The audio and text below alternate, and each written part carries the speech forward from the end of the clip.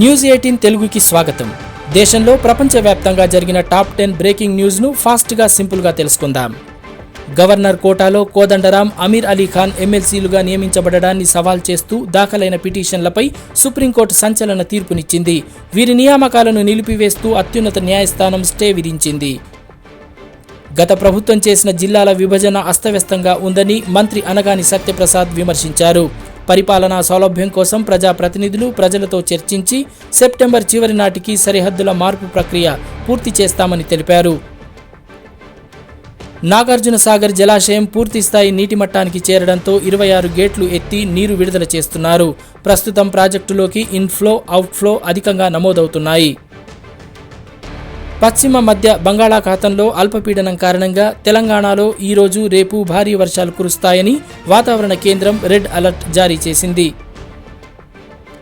కొత్త బడ్జెట్ ప్రకారం 12.75 లక్షల రూపాయల వరకు వార్షిక ఆదాయం ఉన్న వేతన జీవులకు పన్ను మినహాయింపు లభిస్తుంది. స్వల్పకాలిక మూలధన లాభాలకు మాత్రం ఈ నిబంధన వర్తించదు.